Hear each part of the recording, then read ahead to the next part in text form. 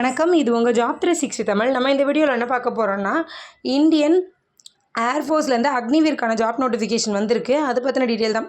First இதுக்கான கல்வி தகுதின்னு பார்த்தோம்னா 12th முடிச்சிருந்தாலே இதுக்கு அப்ளை பண்ணிக்கலாம். அதுலேயும் நம்ம 12th என்ன டிபார்ட்மெண்ட்னாலும் சரி இதுக்கு எக்ஸாம் எழுதலாம்.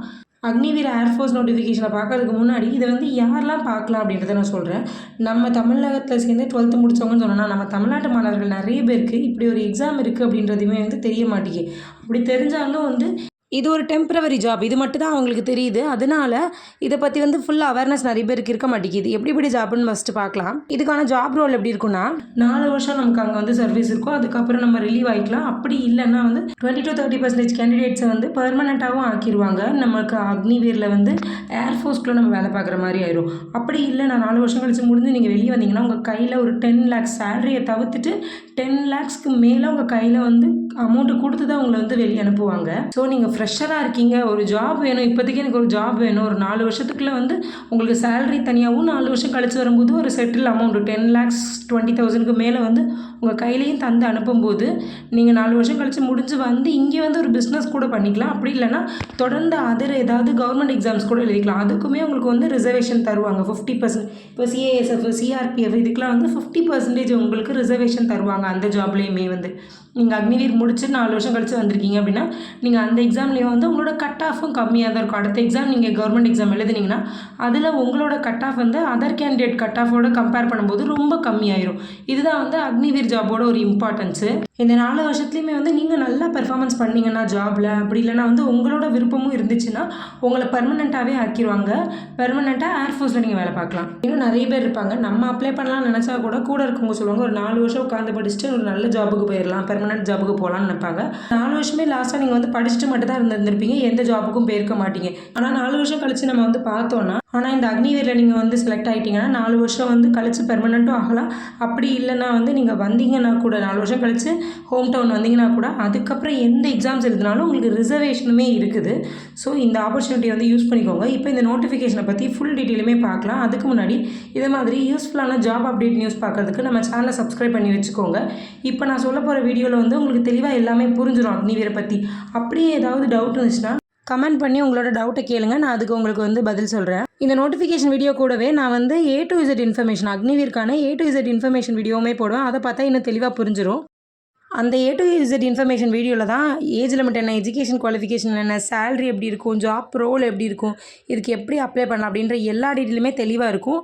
அதெல்லாம் தெரிஞ்சுக்கணுன்னா சேனலை சப்ஸ்கிரைப் பண்ணி வச்சுக்கோங்க. இப்போ இதுதான் அக்னிவீர்லேருந்து ரிலீஸ் பண்ணியிருக்க ஏர்ஃபோர்ஸ்க்கான நோட்டிஃபிகேஷன். இதில் ஒவ்வொரு பாயிண்ட்டாகவே பார்த்துலாம் நோட்டிஃபிகேஷனில். ஃபஸ்ட் பாயிண்ட்டில் இதில் நமக்கு 4 வருஷம் சர்வீஸ் இருக்கும், அன்மேரிடாக இருக்கணும்னு கொடுத்துருக்காங்க. நெக்ஸ்ட் இது அக்னிவீர் ஜாபு தான். இதில் நமக்கு செலெக்ஷன் பண்ணும்போது பைலட்டோ நேவிகேட்டரோ இதெல்லாம் செலக்ட் பண்ண மாட்டோம், ஏர்மேனோ இதெல்லாம் செலக்ட் பண்ண மாட்டோம்னு கொடுத்துருக்காங்க. நெக்ஸ்ட்டு செகண்ட் பாயிண்ட் என்ன கொடுத்துருக்காங்கன்னா, இதுக்கு ஆன்லைனில் மட்டும் தான் அப்ளை பண்ணுற மாதிரி இருக்கும். அதுக்கான அப்ளிகேஷன் வெப்சைட், ஏன்னா போன வருஷம் வரைக்கும் அப்ளிகேஷன் வெப்சைட் வேறு இருந்தது. இந்த வருஷம் அப்ளிகேஷன் வெப்சைட்டை மாற்றிட்டாங்க. அக்னிவீருக்கு நீங்கள் அப்ளை பண்ணணும்னா இப்போ வெப்சைட் மாறிடுச்சு அப்படின்றத கொடுத்துருக்காங்க. தேர்ட் பாயிண்ட் என்ன கொடுத்துருக்காங்கன்னா, இது அக்னிவீரில் இன்டேக் ஃபஸ்ட் இன்டேக்னு கொடுத்துருக்காங்க. இதுக்கப்புறம் நமக்கு இன்டேக் செகண்டு அப்படிலாம் வரும். அதனால் இது ஃபஸ்ட்டு இன்டேக் அப்படின்றத கொடுத்துருக்காங்க. எதுக்கு நான் இதை தமிழில் எக்ஸ்பிளைன் பண்ணுறேன்னா, நோட்டிஃபிகேஷன் நமக்கு தமிழில் கிடையாது, இங்கிலீஷ்லேயும் ஹிந்திலேயும் மட்டும்தான் இருக்கும். நெக்ஸ்ட்டு ஃபோர்த்து பாயிண்ட் என்ன கொடுத்துருக்காங்கன்னா, இதுக்கு அப்ளை பண்ணுற டேட்டு பார்த்தோன்னா ஜனவரி 12லேருந்து February 1 வரைக்கும் அப்ளை பண்ணிக்கலான்னு கொடுத்துருக்காங்க. February நைட்டு 11 மணிக்கு முன்னாடி நீங்கள் அப்ளை பண்ணி முடிக்கணும்னு கொடுத்துருக்காங்க. கண்டிப்பாக ஆன்லைன் ரெஜிஸ்ட்ரேஷன் மட்டும் தான் பண்ணணுன்றதை கொடுத்துருக்காங்க. அதுக்கப்புறம் லாஸ்ட் டே வரைக்கும் அப்ளை பண்ணாதீங்க, இதனால் சர்வர் இஷ்யூ இருக்கும் அப்படின்றது தான் கொடுத்துருக்காங்க. நெக்ஸ்ட்டு 5th பாயிண்ட்டுக்கு போகலாம். 5th பாயிண்ட்லேருந்து நமக்கு எலிஜிபிலிட்டி க்ரைட்டீரியா கொடுக்க ஆரம்பிச்சிட்டாங்க. எலிஜிபிலிட்டியில் பொறுத்தளவுக்கு ஃபஸ்ட்டு ஏஜ் லிமிட் கொடுத்துருக்காங்க. ஏஜை பொறுத்தளவுக்கு நமக்கு அப்பர் ஏஜ் லிமிட் 21 இயர்ஸ்க்குள்ளே இருக்கணும் அப்படின்றது தான் கொடுத்துருக்காங்க. இப்போ டேட் ஆஃப் பர்த்தோட பார்த்தீங்கன்னா உங்களுக்கு எந்த டவுட்டுமே இருக்காது. டேட் ஆஃப் பர்த்தை பொறுத்தளவுக்கு ஜனவரி 1, 2006லேருந்து ஜூலை 1, 2009 வரைக்கும் பிறந்தவங்க மட்டும்தான் இந்த ஜாபுக்கு அப்ளை பண்ண முடியும். ஸோ இதுக்கு மேலே உங்களுக்கு ஏஜ் லிமிட்டில் எந்த டவுட்டும் இருக்காது. நான் அவங்க டேட் ஆஃப் பர்த்தோடு கொடுத்துட்டாங்க. நெக்ஸ்ட்டு மேரிட்டல் ஸ்டேட்டஸ் கொடுத்துருக்காங்க. இதுக்கு அப்ளை பண்ணுறவங்க கண்டிப்பாக அன்மேரிடு மட்டும் தான் இதுக்கு அப்ளை பண்ண முடியும். நெக்ஸ்ட் அந்த 4 வருஷம் சர்வீஸ் இருக்கும்ல, அந்த சர்வீஸ் டைம்லேயே நமக்கு மேரேஜ் பண்ண அலோவ் பண்ண மாட்டாங்க. நீங்கள் மேபி இந்த அக்னிவீர்லேயே நீங்கள் பெர்மனெண்ட் ஆகிட்டீங்க 4 வருஷத்துக்கு கழிச்சு அப்படின்னா அப்போ நீங்கள் மேரேஜ் பண்ணிக்கலாம். ஆனால் இந்த 4 வருஷம் சர்வீஸ்லேயே மேரேஜ் பண்ணக்கூடாது. நெக்ஸ்ட் இந்த நோட்டிஃபிகேஷனில் எஜுகேஷன் குவாலிஃபிகேஷன் கொடுத்துருக்காங்க. எஜுகேஷன் குவாலிஃபிகேஷனை பொறுத்தளவுக்கு டுவெல்த்தில் நீங்கள் எந்த டிபார்ட்மெண்ட்னாலும் எடுத்துருக்கலாம் அப்படின்னு சொன்னேன். இதில் வந்து இன்னொன்று என்ன கொடுத்துருக்காங்கன்னா 12th சயின்ஸ் தனியாக எடுத்தவங்களுக்கும் தனி ஒரு ஜாப் கொடுத்துருக்காங்க. மற்றபடி அதர் கேண்டிடேட்டுக்குமே வந்து தனியாக வந்து வேகன்சி கொடுத்துருக்காங்க. இப்போ வந்து சயின்ஸ் டிகிரி எடுத்திருக்கீங்க, ஐ மீன் வந்து சயின்ஸ் ஸ்ட்ரீம் எடுத்திருக்கீங்க அப்படின்ற பட்சத்தில் அதில் வந்து நீங்கள் வந்து டோட்டலாக உங்களோட டோட்டல் மார்க்கில் 50%. இப்போ வந்து 600க்கு நீங்கள் எக்ஸாம் எழுதியிருக்கீங்க 12th எக்ஸாம்னா அதில் வந்து 300க்கு மேலே வந்து நீங்கள் எத்தனை மார்க் எடுத்திருந்தாலும் நீங்கள் இதுக்கு அப்ளை பண்ணிக்கலாம். அது கூடவே 12th இங்கிலீஷ்னு ஒரு சப்ஜெக்ட் எல்லா ஸ்ட்ரீமுக்குமே இருக்கும். அந்த 12th இங்கிலீஷில் வந்து 50% எடுத்துருக்கணும். இப்போ நீங்கள் அப்படி இல்லை டிப்ளமோ எடுக்கிறீங்க, டிப்ளமோ கோர்ஸ் இன் இன்ஜினியரிங் எடுக்கிறீங்கன்னா அதுலேயுமே நீங்கள் வந்து 50% மார்க் எடுத்துருக்கணும். அப்படி இல்லை நான் இப்போ சயின்ஸ் டிகிரி இல்லை அதர் சப்ஜெக்ட்ஸ் ஏதாச்சும் எடுத்திருக்கேன் அப்படின்னா நீங்கள் அதுலேயும் 50%, உங்களோட சப்ஜெக்ட் எல்லா சப்ஜெக்ட்லேயும் சேர்த்து டோட்டல் மார்க்கில் 50%, உங்களுக்கு இங்கிலீஷ் பேப்பர் இருக்கும், அந்த இங்கிலீஷ் பேப்பரில் 50% மார்க்கும் எடுத்துருக்கணும். இதுதான் அவங்க குவாலிஃபிகேஷனாக கொடுத்துருக்காங்க.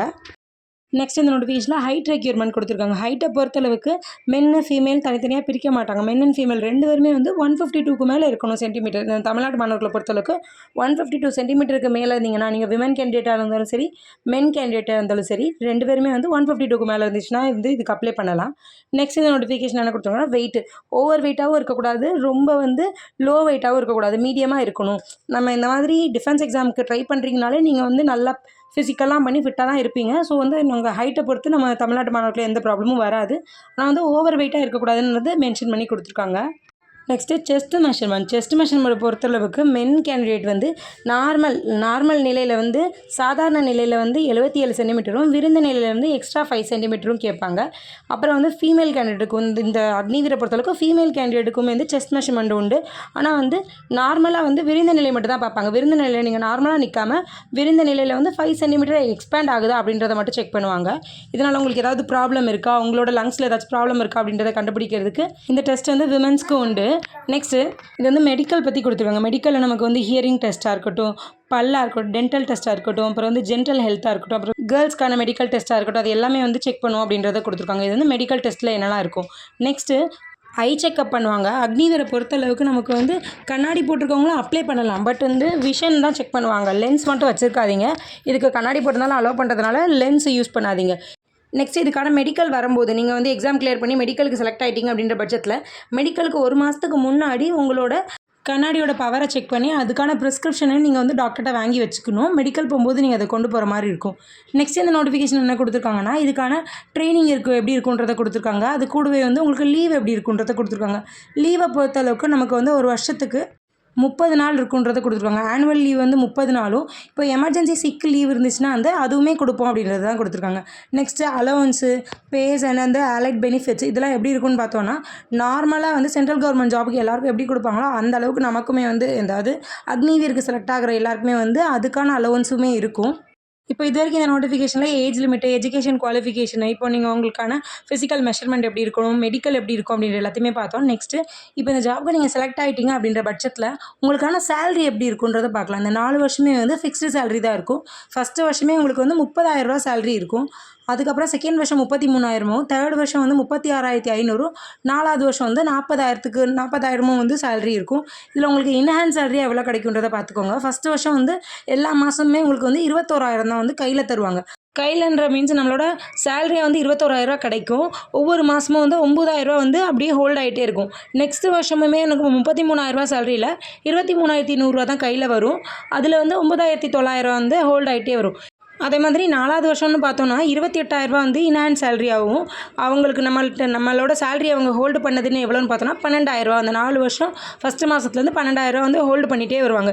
இதே மாதிரி நம்ம சேலரியாக அவங்க ஒரு சேவிங்ஸ் மாதிரி வச்சு டோட்டலாக நம்ம வந்து நம்ம சேலரியிலேருந்து எவ்வளோ சேவ் பண்ணியிருப்போம்னு பார்த்தோன்னா 5.2 லட்சம் 5.02 லட்சம் வந்து நம்ம சேவ் பண்ணியிருப்போம். ஸோ இந்த அக்னிவீர் ஜாபுக்கு நம்ம போயிட்டோன்னா இந்த 4 வருஷமுமே நம்ம சேவிங்ஸாக 5.2 லட்சம் நம்ம கையில் சேவிங்ஸாக நம்ம சேலரியிலேருந்தே நம்ம சேர்த்து வச்ச மாதிரி இருக்கும். அது கூடவே வந்து நம்ம அந்த 4 வருஷம் முடித்து வெளியே வரும்போது அவங்க ஒரு 5.2 லட்சம் வந்து தருவாங்க. டோட்டலாக நமக்கு வந்து சேவா நிதி பேக்கேஜாக 10.04 lakhs 4 வருஷம் முடிச்சு வரும்போது நம்ம கையில் ஒரு லம்சம் அமௌண்ட் கிடைக்கும். இதை வச்சு நீங்கள் இங்கே வந்த பிறகு பிஸ்னஸ் பண்ணனாலும் பண்ணிக்கலாம். அப்படி இல்லைனா வந்து நெக்ஸ்ட் ஜாப் தான் ட்ரை பண்ண போகிறோன்னா இது முடிச்சு வந்ததுக்கப்புறம் நமக்கு இதுக்கான ரிசர்வேஷன் தருவாங்க. எல்லா டிஃபென்ஸ் எக்ஸாம்லேயுமே வந்து நீங்கள் வந்து அக்னிவீர் முடிச்சிருந்தீங்கன்னா உங்களுக்கு தனியாக ரிசர்வேஷனே உண்டு. ரிசர்வேஷனாக ஒன்றும் இல்லை. இப்போ வந்து இன்னொரு எக்ஸாம் எழுதும்போது நீங்கள் அக்னிவீர் முடிச்சிருக்கீங்க அப்படின்றது அப்ளை பண்ணிங்கன்னா அந்த எக்ஸாமில் நமக்கு வந்து சலுகைகள் கிடைக்கும். நெக்ஸ்ட்டு இந்த நோட்டிஃபிகேஷனில் இம்பார்ட்டன்ட் என்ன பார்க்கலான்னு பார்த்தோன்னா, இப்போ இது வரைக்கும் இந்த நோட்டிஃபிகேஷனில் வந்து எவ்வளோ சேலரி இருக்கும், எக்ஸாம் கிளியர் பண்ணிட்டா மெடிக்கல் ஃபிசிக்கல்லாம் எப்படி இருக்குன்னு தான் பார்த்தோம். இப்போ இந்த எக்ஸாம் பற்றி பார்க்கலாம். எக்ஸாம் டீட்டெயிலை பொறுத்தளவுக்கு நமக்கு வந்து ஃபேஸ் 1ல் ரிட்டன் எக்ஸாம் இருக்கும். இந்த ஃபேஸ் 1 ரிட்டன் எக்ஸாம் வந்து நமக்கு ஆன்லைனில் தான் இருக்கும். நார்மலாக வந்து 10th 12th லெவல் தான் வந்து ஆன்லைன் எக்ஸாம் இருக்கும். இந்த ஆன்லைன் எக்ஸாமுமே சயின்ஸ் டிகிரி சயின்ஸ் சப்ஜெக்ட் படிச்சிருப்பாங்கள்ல அவங்களுக்கு ஒரு எக்ஸாமும், அதர் தென் சயின்ஸ் படிச்சிருப்பாங்கள்ல அவங்களுக்கு ஒரு எக்ஸாமும் இருக்கும். இந்த 2 எக்ஸாமுமே தனித்தனியாக நடக்கும். அந்த சயின்ஸ் டிகிரி முடித்தவங்க வந்து இன்னொரு எக்ஸாமு கூட அட்டன் பண்ணிக்கலாம். அது வந்து அவங்க இஷ்டம் தான். அட்டன் பண்ணலாம், அட்டன் பண்ணாமல் இருக்கலாம். அதுலேயுமே என்ன கொடுப்பாங்கன்னா அதர் தென் சயின்ஸும் 2 பேரும் சேர்ந்து எழுதுவாங்க. இப்போது சயின்ஸ் சப்ஜெக்ட் படித்தவங்களுக்கு டோட்டலாக வந்து ஆன்லைன் எக்ஸாம் வந்து 60 நிமிஷம், அதாவது 1 hour நடக்கும். அதில் ஃபிசிக்ஸு, மேக்ஸு, இங்கிலீஷ் இதெல்லாம் கொஷின் கேட்பாங்க. நெக்ஸ்ட்டு நீங்கள் சயின்ஸ் சப்ஜெக்ட் எடுக்கலை 12th அப்படின்னா உங்களுக்கு என்ன எக்ஸாம் இருக்குன்னா, உங்களுக்கு வந்து 45 நிமிஷம் எக்ஸாம் இருக்கும். உங்களுக்கு ராகா இருக்குன்னு கொடுத்துருக்காங்க. ராகானா ஒன்றும் இல்லை, ரீசனிங்கு, ஆப்டிடியூடு, ஜென்ரல் அவேர்னஸ் இதுதான் உங்களுக்கு வந்து எக்ஸாமில் சப்ஜெக்டாக கேட்பாங்க. அது கூடவே இங்கிலீஷும் இருக்கும். நெக்ஸ்ட்டு இந்த சயின்ஸ் டிகிரி முடித்தவங்க அதர் தென் சயின்ஸ்னு ஒன்று எழுதலாம், அது அவங்க இஷ்டம்னு சொல்லியிருந்தாலும் அவங்களுக்கு என்ன இருக்குன்னு கொடுத்துருக்காங்க. அவங்களுக்கு 85 நிமிஷம் எக்ஸாம் இருக்கும். அதில் வந்து ஃபிசிக்ஸு, மேக்ஸ் அண்ட் இங்கிலீஷ் இதெல்லாம் இருக்கும். அது கூடவே வந்து ரீசனிங்கும், ஜென்ரல் அவேர்னஸ் அவங்களுக்கு ஒரு ராகா இருக்குன்றதை கொடுத்துருக்காங்க. நெக்ஸ்ட்டு இந்த எக்ஸாமில் வந்து நீங்கள் ஒரு கொஷின் கரெக்டாக எழுதுனீங்கன்னா, கரெக்டாக அட்டன் பண்ணிங்கன்னா உங்களுக்கு வந்து 1 மார்க்கும், அதே இது தப்பாக அட்டன் பண்ணிட்டீங்கன்னா 0.25 மார்க்கும் வந்து போகும். நீங்கள் இப்போ அட்டன் பண்ணாமல் இருந்தீங்கன்னா உங்களுக்கு வந்து 1 மார்க்கும் போகாது.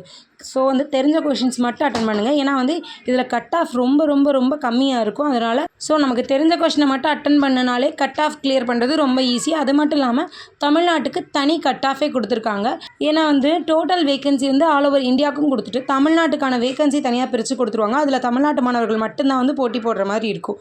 அதனால தான் சொல்கிறேன் வந்து தமிழ்நாட்டுக்கு வந்து தனி கட் ஆஃப் கொடுக்கறதுனால, வேகன்சியுமே வந்து தனியாக கொடுக்கறதுனால கட் ஆஃப் ரொம்ப கம்மியாக தான் இருக்கும். ஸோ தெரிஞ்ச கொஷின்ஸ் மட்டும் அட்டன் பண்ணுங்கள். நெகட்டிவ் மார்க்கில் மார்க் போகிற மாதிரி வச்சுக்காதீங்க. நெக்ஸ்ட்டு ஃபேஸ் 2 பற்றி கொடுத்துருக்காங்க. அதாவது இந்த எக்ஸாமில் நமக்கு வந்து ஃபேஸ் 1 வந்து ரிட்டன் எக்ஸாம் ஆன்லைன் எக்ஸாமும், ஃபேஸ் 2 வந்து டாக்குமெண்ட் வெரிஃபிகேஷன் மாதிரி நடக்கும். ஸோ ஃபேஸ் 2 வந்து டாக்குமெண்ட் வெரிஃபிகேஷன். நெக்ஸ்ட்டு வந்து ஃபேஸ் 3 என்னதுன்னா நமக்கு வந்து ஃபிசிக்கல் இருக்கும். ஃபிசிக்கல் அண்ட் மெடிக்கல் அப்படின்ற மாதிரி இருக்கும். இதெல்லாம் கிளியர் பண்ணிட்டீங்கன்னா உங்களுக்கு வந்து இந்த வருஷம் நவம்பருக்குள்ளேயே வந்து போஸ்டிங் கையில் தந்துடுவாங்க.